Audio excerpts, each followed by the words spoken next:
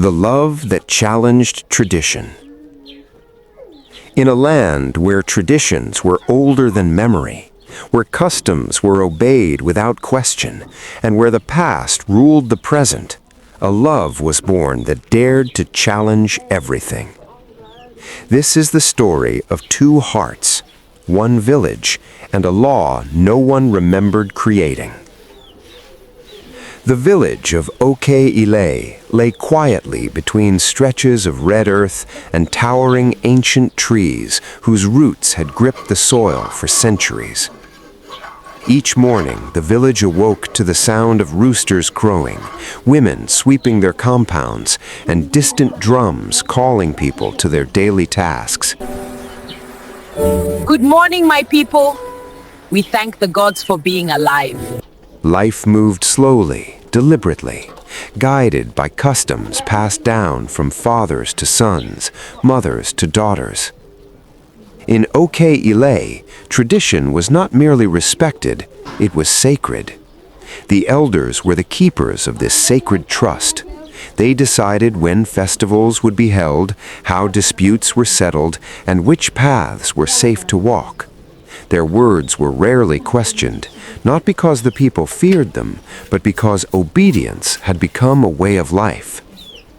Among the villagers lived a young man named Ade. He was a woodcarver by trade, shaping masks, stools, and walking staffs from fallen trees.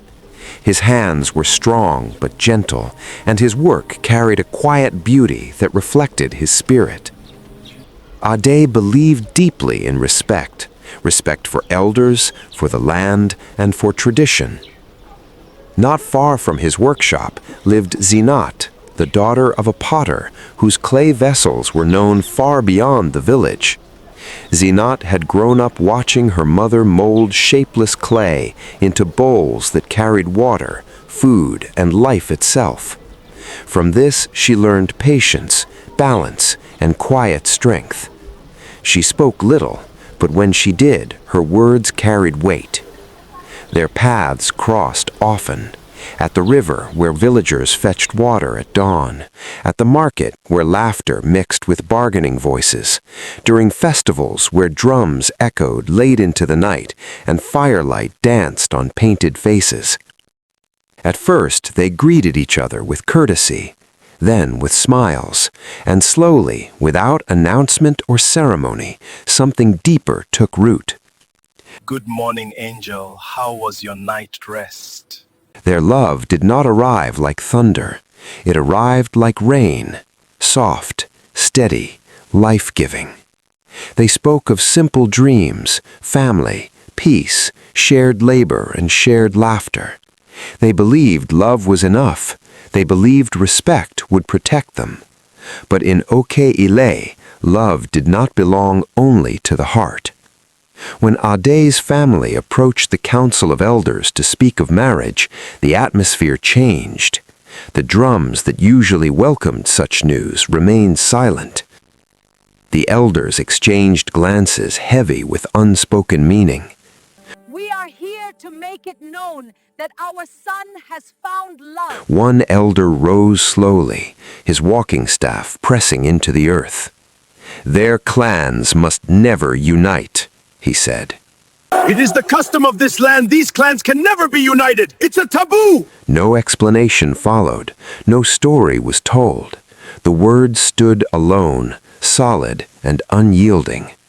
It was tradition, a law older than memory, a rule passed from generation to generation like an inheritance no one examined.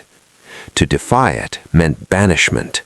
To obey it meant a lifetime of unanswered questions. Ade felt his heart fracture under the weight of duty. He had lived his life honoring tradition, believing it was the path to harmony. Yet now that same tradition stood between him and the woman he loved. Zinat wept quietly in her mother's arms, torn between fear and disbelief. She had grown up respecting the elders, but deep within her heart, something felt wrong. How could love, something so gentle, be forbidden? Who created this law? Was tradition meant to protect life or control it? At night, when the village slept, Ade and Zinat spoke in whispers beneath the stars. They asked questions no one else dared to ask. Who created this law? What pain had birthed it? Was tradition meant to protect life or control it? The elders warned them sternly. Tradition, they said, was the root of survival. Without it, Ile would lose its identity. Customs were not meant to be questioned, only obeyed. Yet among the elders sat one man who listened more than he spoke. His name was Baba Olamide. His beard was white with age, and his eyes carried stories deeper than the village well. He had seen seasons change, leaders rise and fall, and truths buried beneath silence. He watched Ade and Zinat with quiet concern. As tension spread through Ile, families whispered behind closed doors. Some supported the lovers in secret. Others feared the consequences of change. The village stood at the edge of something unfamiliar. On the day the council gathered again, the air was thick with expectation. Villagers crowded the square, unsure whether they were witnessing justice or tragedy. The elders spoke firmly, reminding the people of the cost of disobedience. Just as judgment seemed inevitable, To defy the law of the land meant banishment. Baba Olamide rose slowly to his feet. Silence fell. He spoke of history, of forgotten conflicts, of wounds that never healed. He told the village that long ago, jealousy and pride had divided two families. Fear had followed, and fear had hardened into law. This tradition was never born of wisdom, it was born of fear. Murmurs rippled through the crowd. He asked a question that echoed through the square. If a law destroys love, harmony, and truth, does it still deserve obedience? The village had no answer. For the first time, the people saw their tradition clearly, not as sacred truth, but as an old shadow stretching into the present. The elders withdrew to deliberate. The village waited. When they returned, their decision carried the weight of humility. The law was lifted, not in rebellion, but in understanding. Tradition was not thrown away, it was refined, corrected, healed. Ade and Zinat were united before the village, not just as husband and wife, but as a reminder that courage and wisdom must walk together.